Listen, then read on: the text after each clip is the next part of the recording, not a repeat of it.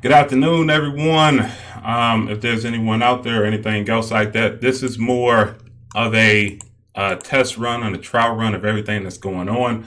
I'm actually very happy to be able to get this started. If there are people that are looking through, I want to say, hey, thank you for joining in. This is Travis Witherspoon from Carter Capital.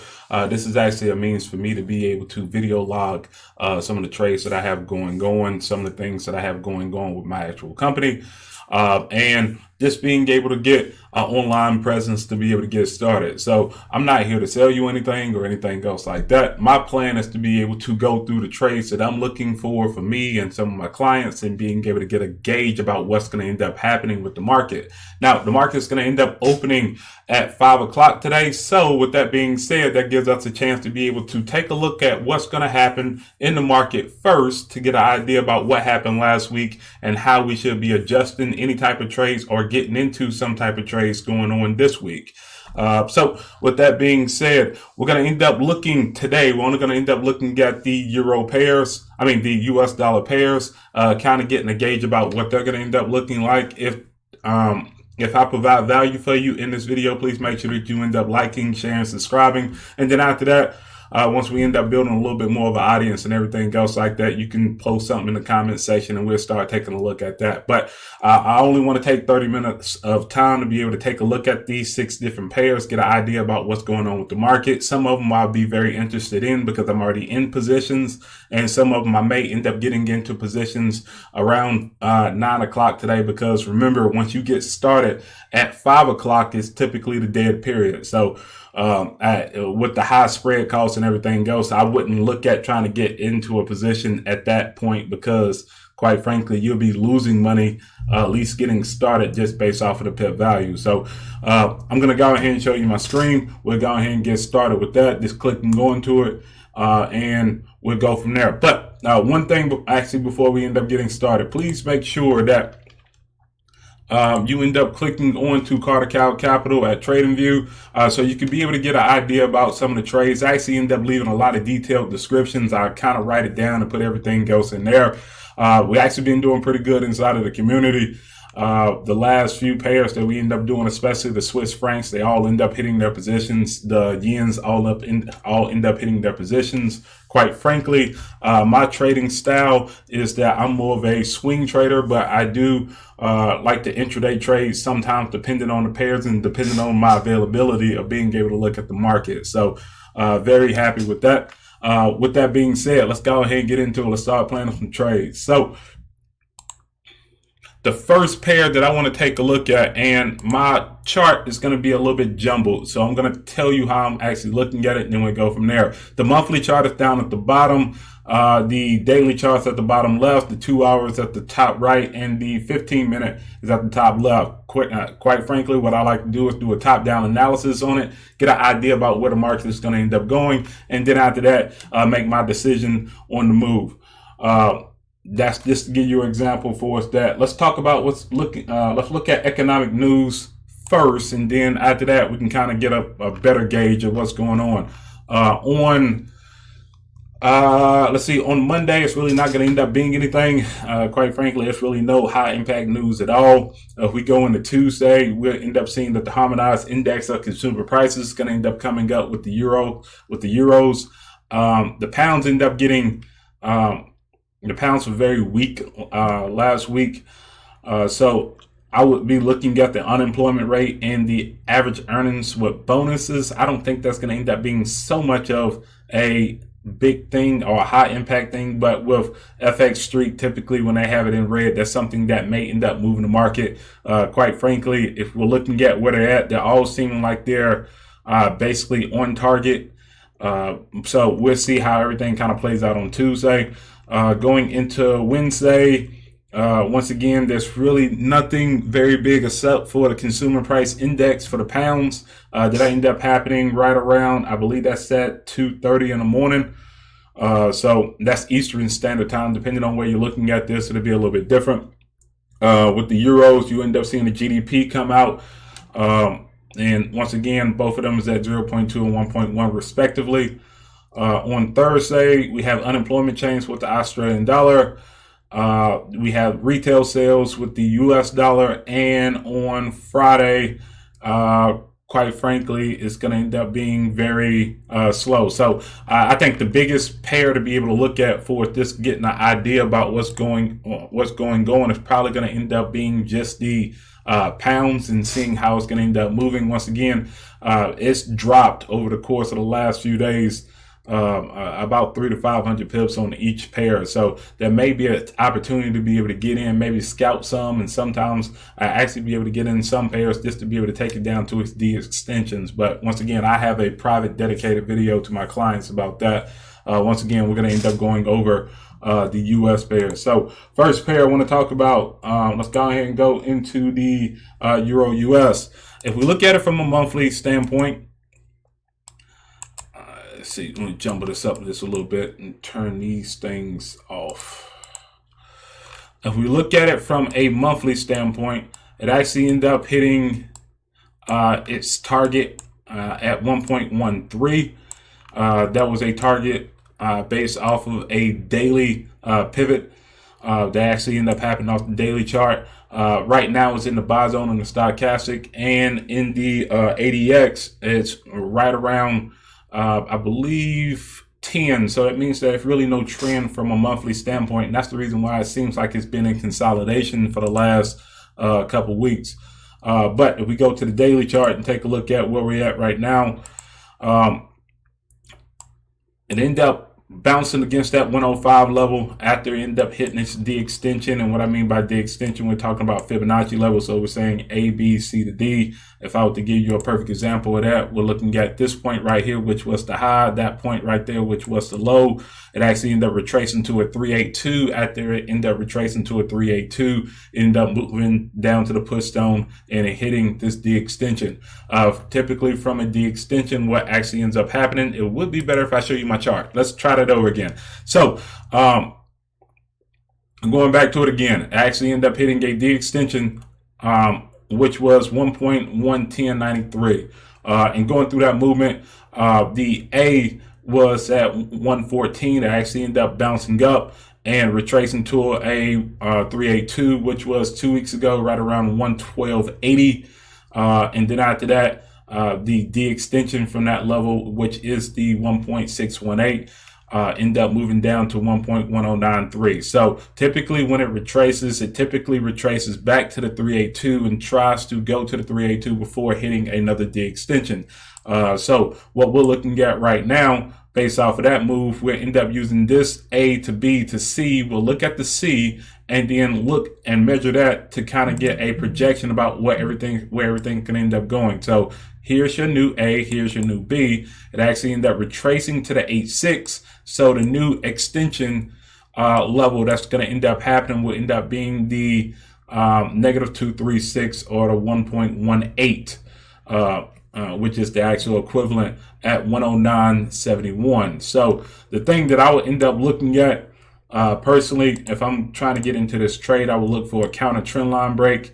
Once this counter trend line break actually ends up happening, then I would end up looking at that as a favorable position. Now, one thing that it has going forward towards the downside is that the 112 area has been a pivot and it has hit multiple times and actually rejected. Now, it's not as strong as other pivots like 113 and 114, but it has hit this level. It has went up under. Right now, if we look at the 2-hour chart, I guarantee it's at a point to where it's about to test it, or it has tested it as of yet. So we're looking at the 2-hour. It is right above it. The biggest thing that I would look for if I was trying to get in as a sale is to ensure that it actually goes down. Once it goes down and breaks that level, look for a retest of that level again. Once it retests again, that's when I would end up looking at placing in a sale if I was trying to be conservative. And then after that, I'll end up placing the sale targeting that 1.18 area, 109, which that's what I ended up saying before. Now the stop in this case will actually end up being pretty tight because it actually end up hitting the 86 area. So your stop can end up being right above 1.28. Let's say to be safe, we can end up saying that the stop. We end up saying that the stop will end up being at 1.130. That will end up making this area right around a 100 pip stop to a, let's see if I can zoom out just a little bit. We got a 100 pip stop to a 161 reward. Now, that's not the greatest risk reward, quite frankly. If I was looking at this trade and seeing if I wanted to get into this trade based off of them two positions, I probably wouldn't take this position. Typically, what I like to do from a risk reward perspective is that I like to be able to get into a 1 to 2.5 to a 1 to 1.3 risk reward, which means that sometimes in doing that, my risk reward will end up being basically like if I was to lose 7 trades out of a 10, I still be able to make money because I'm going after 3 times higher than what I would actually lose in that case. I kind of treat it like how people end up buying clothes and having everything else in the mall. Typically, when you go to the mall, you're going to end up getting marked up 300% on any type of clothing because of that reason. They want to be able to get their money back. They want to be able to pay their customers, and they want to be able to make a profit on their own. That's why they end up charging you 300% on the goods and services that you have. So right now, I'm still looking for that, looking for a retest of 112 and see how it's going to end up reacting. The point is going to end up being at 109.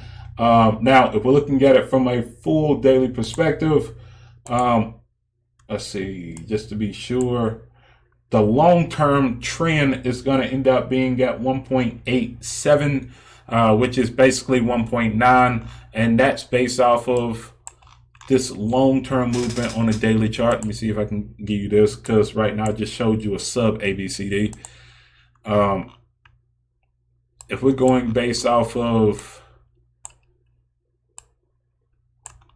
this movement right here, I believe, that high and that low right there, it ended up hitting a 5-0, and basically if you look at it, both of them basically in line. So that will be your long-term target at 1.918. Once again, that correlates with the 1.904 position that we were looking at.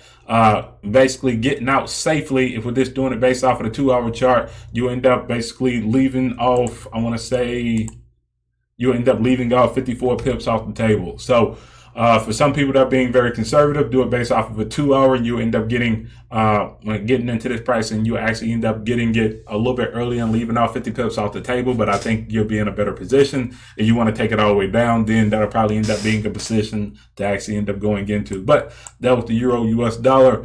Let's go ahead and go into the next one. Let's see. Now, the next one that I want to look at will end up being the, let's go US yen.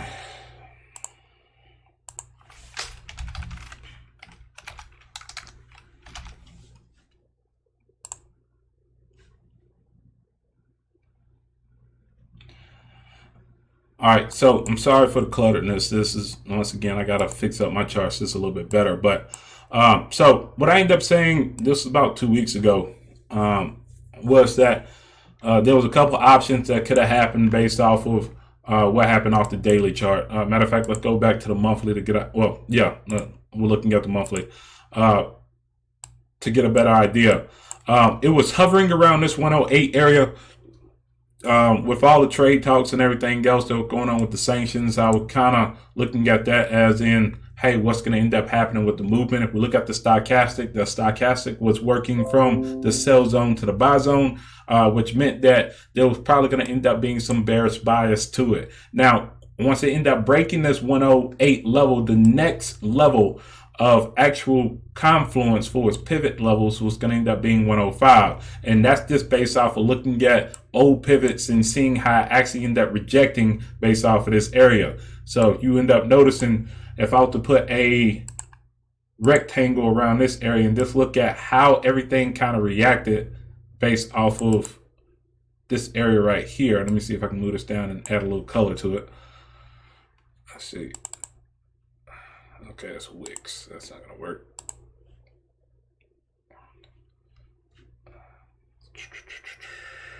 Okay, there we go. Okay, let's try that over again. So basically, if I were to look at what has happened in previous months, and I get what happened. Okay, so we just look at this red area right here. What you'll end up noticing is that this 108, this 105 area has been points of where it's been support and points of where it's been resistance. You look at it right there with resistance right there, and then there's been some times where it's blown through, but even going back to this area, it was a actual support. If we're looking at based off of the monthly chart, that's giving me a cause of reference of where if I was taking a trade and I was selling it down to, that would be the area that I wanted to sell it down to. And on the daily chart, what I ended up leaving for as notes to myself was that if it does break this 108 area, then it had legs all the way down to the 105 area. Well, what we end up doing, I want to say earlier during the week, we actually ended up taking a counter trend line break, sell, and sold it down to 105. In this case, we're right around 58 pips before it actually ends up hitting its actual point. So for me, I would actually end up standing aside on this one, especially because if we're looking at it, the stochastic is close to the buy zone. But I do expect that there will be some type of retracement. If you are a retracement type trader, I would look at taking a sale right here once it breaks a counter trend line break and then selling it back up to the 382. Let me see if I can erase some of this stuff so I can make it a little bit clearer. I didn't want to erase that. Let's try this over again. Okay, so what am I looking? That's 2 hour, and that's the 2 hour. Nope. Okay, so what I will look at is if I'm trying to sell it back or trying to buy it back in this area, I will look at that 108 confluence again. The 382 is right around 108.26. So that would give me an example of saying that, hey, if I was looking at this for a buy, I would expect that it would go up to 108. Now, trading retracements are a little bit different. Typically, what happens is once it does retrace from the extension, it does go up to the 382. But once it there's really no set level where it will actually end up going up to. Typically, it goes up to the 382 off the original move. The original move, if we're looking at this, it actually ended up going down, retrace off the 618, and now it's moving towards the 1.618 at 104.80. 104.80. Once again, I end up talking about that pivot at 105. So quite frankly, I'm looking at taking profit at 105, but I'm expecting that if it does reject, it's going to reject about 300 pips before it moves again and goes to another swing on the downside. But that's the US yen. So next one, let's take a look at the US CAD.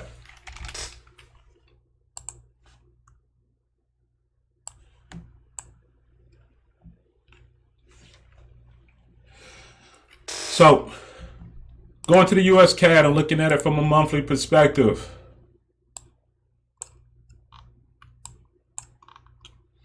The market has been moving bullish, and then after that, it actually ended up breaking towards this point, and it's on a downswing. We look at this long wick right here. It has rejected off, and I'm just going to do this because it's monthly, and I just want to get a gauge about where it's probably going to end up going. Here goes your long wick. That would be your A. That would be your B. Retrace to a 5.0 level. So we're saying that many months from now, it's going to end up retracing to the 1.14 area. What has happened is that it actually ended up breaking a counter trend line with a bearish engulfing candlestick right here. And right now, over the course of the last few months, what it's doing is it's actually just testing this candlestick to see if it's going to remain bearish. Now, earlier during the week, it actually ended up retracing off of 1.33, which is a huge pivot level on the monthly chart and on the daily. If I was to go back and look at the daily chart, what you end up seeing was it actually ended up breaking right over top. Let me erase some of this stuff so you can be able to see it a little bit better. What happened was that the market ended up retracing off of 1.3 and ended up pushing back up past the 382 level, almost to the 786 level, actually ended up hitting the 786 level, and then retraced back under that 1.33 area. If you notice, the 1.33 area has been support, has been resistance, and has been resistance again. So that was a great cause of being able to sell at that position. What I actually ended up doing on Friday was I posted up a video talking about economic news. And remember, Fridays are fundamental Fridays here at Carter Cow Capital. So we ended up talking about typically what the news tries to do. And I'm just talking about I'm just talking about in general. Typically, when you're looking at news, you're looking at somebody trying to trick you. So if they end up saying that an hour before that the jobs are expected to be good in the market, I would not listen to it at all. I would actually end up expecting that it's going to end up being negative. And that's exactly what I end up seeing from the Canadian jobs report. They end up saying that they expected that they were going to end up hitting this number. And typically when I end up seeing that, quite frankly, I run for the hills. So I end up having a sale at 1.33. I actually end up having a sale at 1.20, which was the second pivot. And I had another sale at 1.35. What I ended up doing was I actually ended up canceling all of my sales once it ended up right before the news actually ended up coming out, to create a profit and to be able to get it. And you look at it from the 15-minute chart, what ended up happening that day, as soon as the news ended up coming out, we ended up getting this large wick to the upside. It actually ended up bouncing off of this up trend line and actually ended up rejecting off of that zone. So even though that my stop was way above here, I didn't feel comfortable in staying in that actual position. Once again, let me show you my chart and show you what I'm talking about. Probably would be best. But like I said, once again, I actually ended up getting into this sale right here at this point. I ended up taking another sale at 1.25, and I was in another sale at the beginning of the week at 1.20. Kind of got into that one a little bit prematurely, and all week I was basically looking at the market go up, but there were so many positions, and 1.33 was just a position that I ended up placing in as a pending sale because of how many times it's been an actual pivot. So I was able to get in from there. Now, the biggest thing that I'm looking at right now is that how it's going to end up reacting off of this 1.32. We look at the ADX. The ADX is close to 20, and it is over. The red is over the green, which means that there's going to end up being some sellers in the 15-minute. If we go to the 2-hour to be able to kind of get a gauge about what, let's go back to the daily. If we go to the daily to get a idea about what's going on, is in the sell zone. It actually ended up looking like it was making a evening star. The evening star didn't form all the way because typically it ends up covering up this actual move 2 days ago, but it ended up rejecting past this counter trend line once again, and it's reacting based off of this 1.32. So we'll see how it's going to end up moving off of that move. But to me, I think there's still a lot more downside movement. If you look at the monthly, it's basically pointing toward the downside. If you look at the daily, it's pointing toward the downside. So quite frankly, I would still look at selling on this. Now, there's no news from the Canadian dollar that's going to end up making it pop up or pop down. So I think it'll end up being a safe type of trade to be able to get in. Now, target for me on this one, because it ended up hitting the 786, now you're looking at the 382 at 1.2815. If you're not in this trade right now, it's still close to the sell zone or just went out the sell zone. So I would say if you're looking at possibly trying to get into it, go to a 2-hour chart and see if you can be able to catch a high price on a 2-hour chart. Right now, the stochastics, and let me turn this off again. Right now, we look at the stochastics. We're seeing that it's basically in the middle of the road. I do believe that it's probably going to end up bouncing up and probably giving you another high price. But it's already tested this counter trend line. So one thing that could happen is this: the market could go up and, let's say, give a high price, and then you can sell it at that point down based off of a counter trend line, and this place should stop above that 1.33 area because it's proven to be a pivot. Or what could happen would be that you could be able to take a sale once it breaks below 1.32 and then turns that support into future resistance by being able to pop back up in this area and then selling down again from there. So two different ideas to be able to do it. If I was looking at being able to get into this trade again, that would be the things that I would be looking for. I'm actually still active on one of my positions, so I'm just going to ride this out actually into his position. But that's the US CAD. Next one to get into, let's go to the, let's see, we've done US CAD, we've done US yen, we've done Euro US. Let's go US Swiss franc.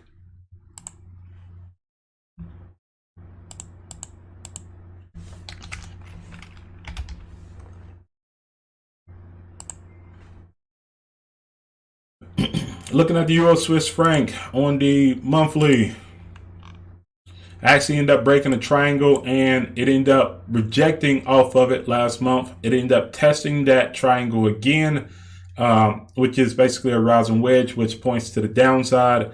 And after that, it ended up breaking one more time. Now that coincides with the stochastic being in the sell zone, and the ADX, where the D negative is actually being above. Now it has already hit a take profit level of 9,700, and once again, this is something that I end up talking to my clients about. If you are very interested in being able to learn from the way that we trade, the links are in the description below, so you can be able to message me, and we end up talking about a private session and being able to learn how to be able to trade the Carter Cow way. But going to the daily chart,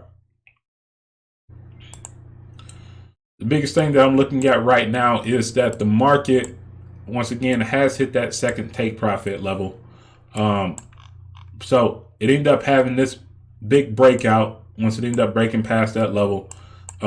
If I was to show you the Fibonacci's, we're just looking at this movement right here. So we got this high wick to that low wick right there. The first take profit level was at 9,700. It actually ended up hitting. The second take profit level was at 9,600. Once again, that's another pivot. So that's about 100 pips away. But the one thing that's giving me a little bit of cause is that the stochastic is in the buy zone. So that means that probably going on this week, there will be some type of retracement, but that gives people an opportunity to be able to catch it at a high price. Now, with it being in a push zone, meaning that it's already done broken this level and it's pushing towards the actual zone. Anything can happen within this level. So the chart to really pay attention to would be the 2 hour. If you're trying to just get some minor type of scalps, especially if it's going to prove that it's going to push down and actually hit this 1.618 area. But for me, I think this is too much of a risky type trade because easily this could go up here, test off of this test off of this 9750 area and keep on pushing up this week because people are looking at it as a very low price to be able to buy. And then after that, next week, it'll possibly end up going back down and then selling back into that position. Or what it can just do is that it could hit this position right now, then turn that into new resistance. Then after that, bounce up to the 382, in which the 382 is still right around that 9,900 area. So to me, I would probably stay out of this position just because it has hit the take profit level that we're looking at getting into. But there is 100 pips of actual movement if you wanted to look at possibly trying to scalp it on a 15-minute chart if everything aligns based off of whatever your trading style is. Moving on from there, let's go ahead and go into the Australian dollar, United States dollar.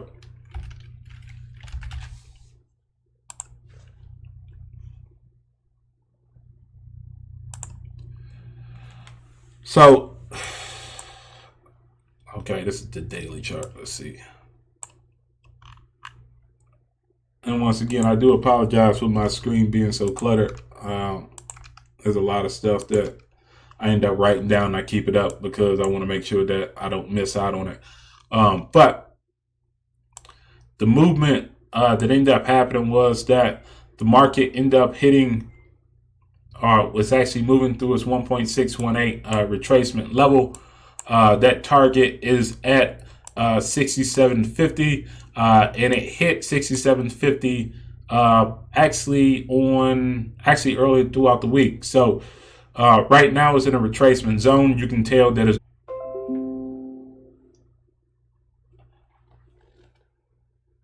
ooh.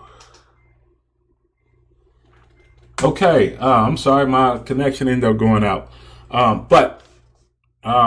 Yeah. So going back to the Australian dollar. So what has happened is this: Australian dollar's been pretty weak against all pairs, and with that being said, this is not a pair that I'm not necessarily looking at buying, but I do want to see how it can end up reacting off this 68.17 pivot. And how it's going to, and if it does break past this level, how high is it going to end up getting? Now, the previous pivot level was at 70.20, and we'll end up going from there. But it has formed a new D, which means that if we look at the daily chart, we'll end up going from the C to the D, which was this movement right here, which was 3, and the other movement was 4. So let me see if I can erase some of this stuff off my chart because these have already hit. Let's see.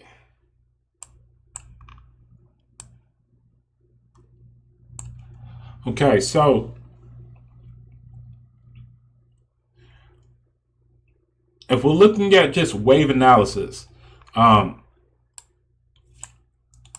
we have our first move down here. We have our second move right here. We have our third. We have our fourth. We have our fifth. And that was the first wave, and it was supposed to retrace back up. And nothing ended up happening. So we're looking at it again, and maybe that wasn't the actual wave. Maybe this was 1 to 2, and that was your 3. This is your 4, and this is your 5. And then after that, you're going to end up getting your ABC going back up, which will show that the retracement is actually going up toward that level, which makes sense. But the one thing that I would end up looking at more than anything else would end up being that how it's going to end up reacting based off of this pivot level, and then where it actually is going to end up going. Quite frankly, I'm going to end up staying aside just to kind of get a idea about what's going to end up happening around this area, and if it's going to end up breaking the 6,700 level and then actually pushing back up.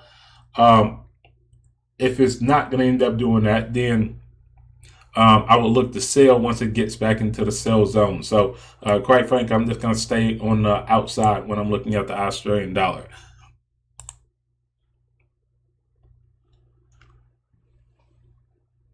Let's see. All right, so last pair is the New Zealand dollar, United States dollar. I'm sorry, last pair that we're going to end up talking about is going to end up being the pound dollar. Now, I'm very interested to see how this market is going to end up reacting to all of the news that actually end up happening. As we may know, that Theresa May actually end up stepping down. Boris Johnson actually ended up coming in, and he ended up saying that he didn't want to do a Brexit deal. And if you notice, ever since then, or just Brexit in general, and being able to figure out what they're doing with it has really broken down these actual levels. So I'm just looking at this from a monthly standpoint. Over the course of the last this is 5 years, it's actually been going negative. So quite frankly, that's not really giving me an indication about where it's going to end up going. Let's go to the daily. If we look at the daily,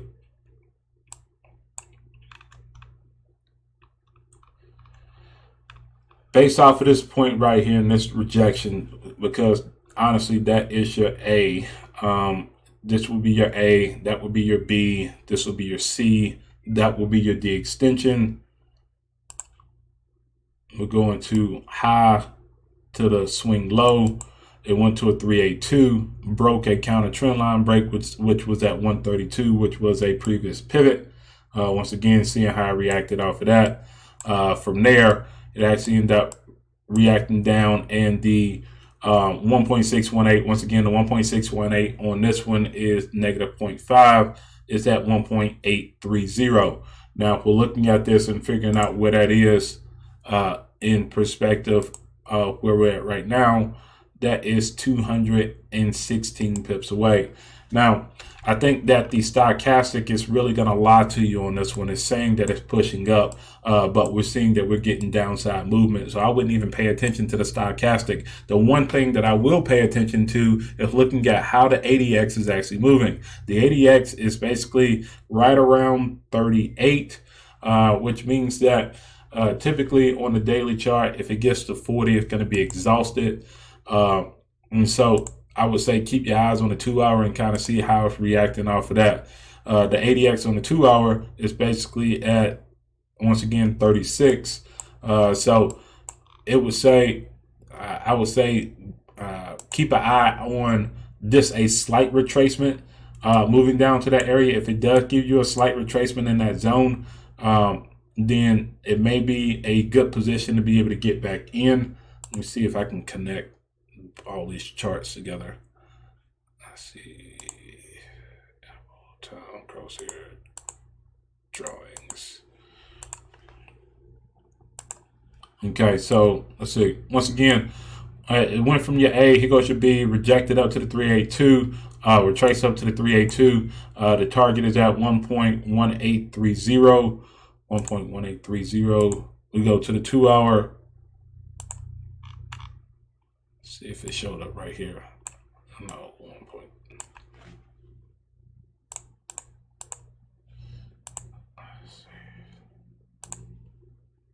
1.1830. I'm sorry.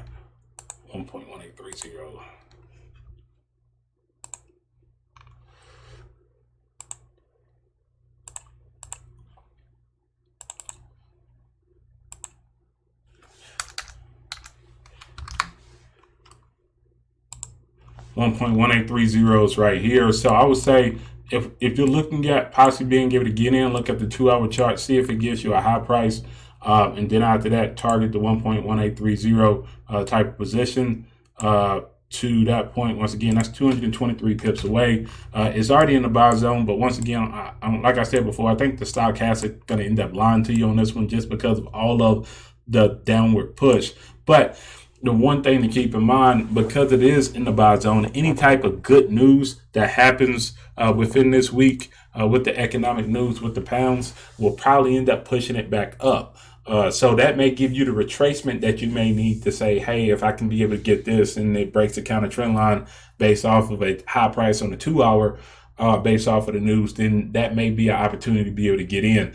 Right now, I wouldn't personally get into the trade just because that is already in the push zone, is already hitting this position. Quite frankly, I've already capitalized on this small movements of it.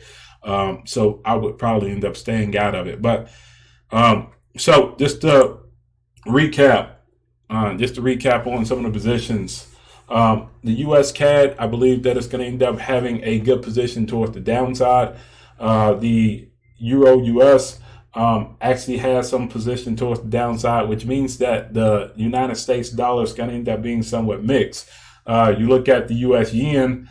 The U.S. yen was basically rejecting off, so that means that the dollar was actually going to end up pushing up, or at least expecting a slight retracement. The Aussie dollar is expecting a slight retracement to the upside on the Aussie dollar just being able to go back up, and the pound dollar is still at a position to where it has not hit its actual de-extension. So what does that mean? To me, it means that the U.S. dollar currency pair is in a flux to where it's strong against some pairs and not strong against some other pairs. So if I was just trading the dollar alone and I'm saying, hey, would this be one of the pairs that I would want to just trade by itself and bank on the currency of it being stronger against every other pair, I wouldn't do it. If you are already in positions and you're looking to fulfill that position based off of the trading style that you're in, then I would say stay in them trades. But The only pair that I would be somewhat interested in trading in, or the only two pairs, will actually end up being the Euro US dollar, and seeing how it's going to end up moving towards that de-extension, towards the downside, and being able to stay in the US CAD and seeing how that's going to end up reacting. I would say keep an eye on oil and keep an eye on the US dollar index, and kind of get an example about what's going on with that, with the movement. But that give you an example. That will give you a true example of where the dollar's going to end up going, because both of them pairs basically correlate with each other. Now, if I provided value for you on any of the stuff that I end up talking about, this is actually the first time that I actually end up doing a live stream like this. Please make sure that you end up liking, sharing, subscribing. Please make sure that you end up leaving a comment or anything else like that if you end up liking what I end up doing again. We'll try to do it again next week. I'm shooting for 4 o'clock because I want to do it right before the market actually opens. This actually gives me an idea about what I want to do for being able to get into positions, and I think it'll end up helping someone else out, and that's all I'm here about to do. So once again, this is Plan Your Trade TV. Plan your trade, trade your plan.